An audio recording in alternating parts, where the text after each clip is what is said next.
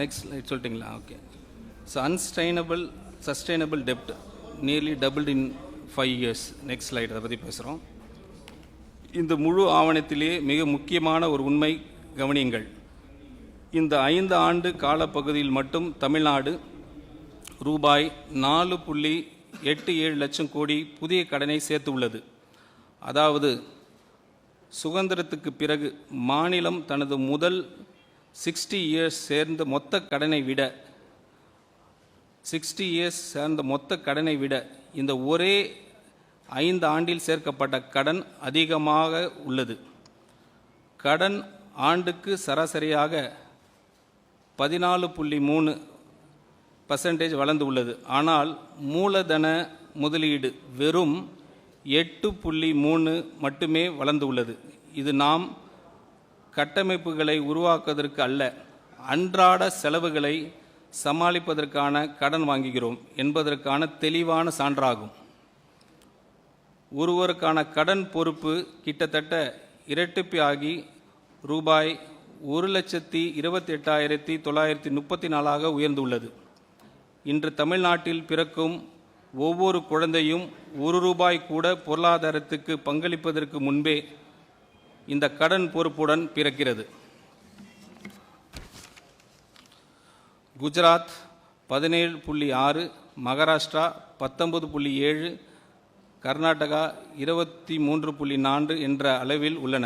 ஆனால் தமிழ்நாடு 28.3% என்ற நிலையிலே உள்ளது. இது பொதுவாக பாதுகாப்பானதாக கருதப்படும் 20% வரம்பை மிகவும் தாண்டி உள்ளது. ஒரு உதாரணம், ஒரு குடும்பம் வீடு கட்டப்பட்டதிலிருந்து கடந்த 60 ஆண்டுகளில் வாங்கிய மொத்த கடனை விட கடந்த 5 ஆண்டுகளில் அதிகமாக கடன் வாங்கியுள்ளது என்று நினைத்து பாருங்கள். அதிலும் அந்த கடன் புதிய சொத்துக்களை உருவாக்க அல்ல, அன்றாட செலவுகளை சமாளிக்க பயன்படுத்தி உள்ளது. Next slide. So 6th slide, interest now crowds out investment. அந்த ஸ்லைடில் நம்ம இப்போ ப்ரீஃப் பண்ணுறேன். இது அனைவரையும் கவலைக்குள்ளாக்க வேண்டிய ஒரு நிதி சார்ந்த அசாதாரண நிலை. நமது ஆண்டு வட்டி செலவு ரூபாய் 67,050 கோடியாக உயர்ந்து மாநிலத்தின் மொத்த மூலதன செலவை திட்டமான ரூபாய் 50,911 கோடியாக தெளிவாக மிஞ்சியுள்ளது. அதாவது எதிர்காலத்தை உருவாக்குவதற்காக செலவிடும் ஒவ்வொரு ரூபாய்க்கும் கடந்த கால கடன்களில் வட்டியை செலுத்துவதற்காக ரூபாய் 1.32 செலவாகிறது. இந்த நிலை முதலாக 2017-18 ஆண்டில் உருவானது. அதன் பிறகு ஒவ்வொரு ஆண்டும் இந்த இடைவெளி மேலும் விரைவடைந்து கொண்டே வருகிறது.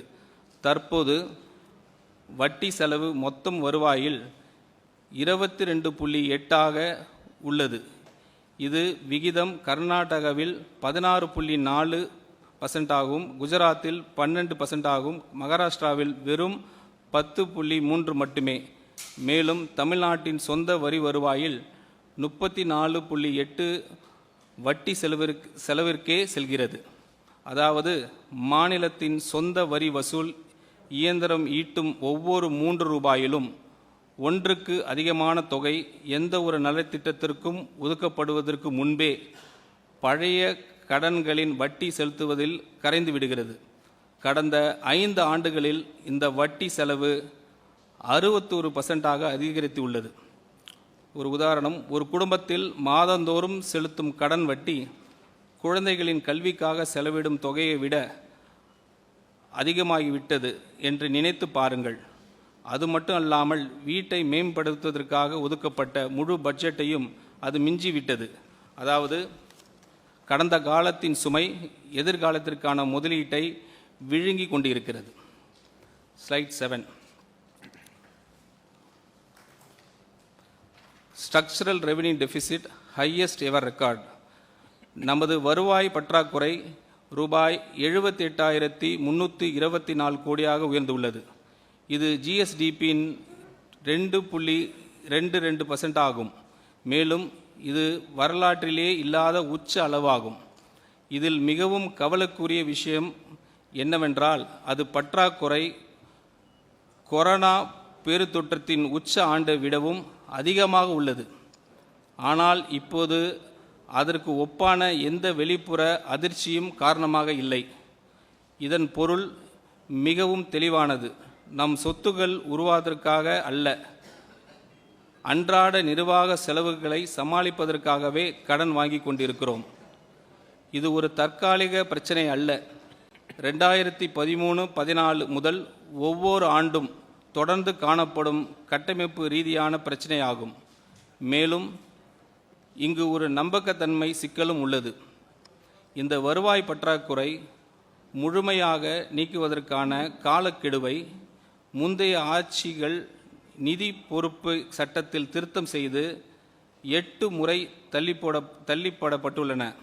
2009, 2011, 2012, 2017, 2020, 2022, 2024, 2026, இப்போது 2027 என நிர்ணயிக்கப்பட்டுள்ளது. ஆனால் 2027 என்றும் இலக்கும் எட்டப்படாமல் போகும் நிலை உள்ளது. இதற்கிடையில் குஜராத் வருவாய் உபரியுடன் செயல்படுகிறது. கர்நாடகா மற்றும் மகாராஷ்டிரா வருவாய் செலவு கணக்கில் கிட்டத்தட்ட சமநிலையை பேணிக்கின்றன. இந்த குறிப்பீடில் தமிழ்நாடு அவற்றில் இருந்து முற்றிலும் வேறுபட்ட பாதையில் சென்றுவிட்டது. ஒரு உதாரணம், வீடு வாங்குவதற்காக கடன் எடுத்தால் இறுதியில் உங்களிடம் ஒரு வீடு இருக்கும். ஆனால் ஒவ்வொரு மாதமும் மளிகை பொருட்கள் வாங்குவதற்கான கடன் எடுத்தால் இறுதியில் எஞ்சுவது கடன் மட்டுமே. மேலும் வங்கியிடம் கடனை திருப்பி செலுத்தும் தேதியை 8 முறை சொல்லி ஒவ்வொரு முறையும் அந்த வாக்குறுதியை மீறினால் நம்பிக்கை எவ்வாறு இழக்கப்படுகிறது என்பதற்கான சிறந்த உதாரணம் இதுவே. பிளே ஸ்டோர் மற்றும் ஆப் ஸ்டோரில் இருந்து பாலிமர் செயலியை QR கோடு மூலம் பதிவிறக்கம் செய்யுங்கள். செய்திகளை உடனுக்குடன் பெறுங்கள்.